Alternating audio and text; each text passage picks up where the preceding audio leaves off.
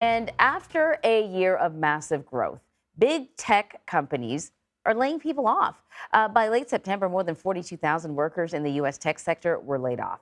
That is according to a Crunchbase News tally. And this comes as Meta is cutting its headcount for the first time in history. So for more on this, we want to bring in Business Insider reporter Samantha DeLuia. She joins me now to talk a little bit more about this. So what is going? We know what's going on with Meta. They announced that they're going to be layoffs and to let people retire. But the big question is, why is this happening? Yeah, so this is a trend that is ongoing with all of the major tech companies right now. They all saw explosive growth during 2020 and 2021, and their chickens are kind of coming home to roost, as they say. Basically, they didn't anticipate a slowdown in the economy that we're seeing now as quickly as it's happening, and they overhired. Meta and other major tech companies hired a ton of people in the last 2 years, and now their head counts are higher than they were in 2019. So they're kind of dealing with the fallout of the slowdown in the economy. And for Meta specifically, they're seeing slowdown in advertising dollars as well as a slow in user growth. So there's an irony here because job list claims are down. We keep talking about how there are all these job vacancies. No one can find anyone to hire. So why is this only happening in the tech industry? Is it primarily because of this overhiring that they did during the pandemic?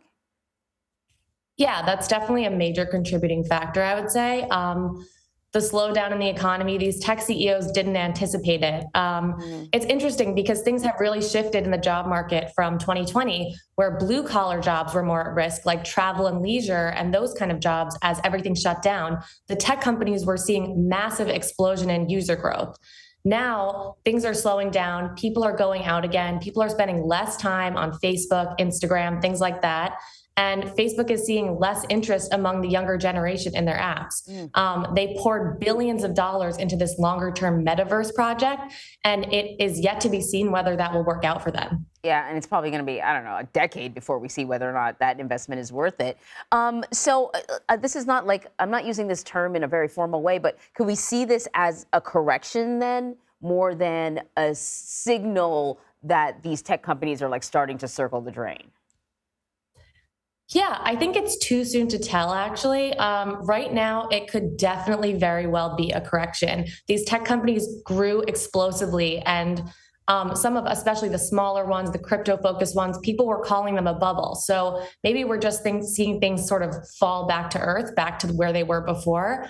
But it could also be a larger issue for the tech companies. Interest rates are up. It's more expensive to borrow money. And so these tech companies aren't being rewarded by investors for investing in longer term projects. So something like the metaverse, which, as you said, is going to take 10 years, it's a question of whether investors are willing to wait it out for Meta. Samantha DeLuia, thank you very much. Thank you.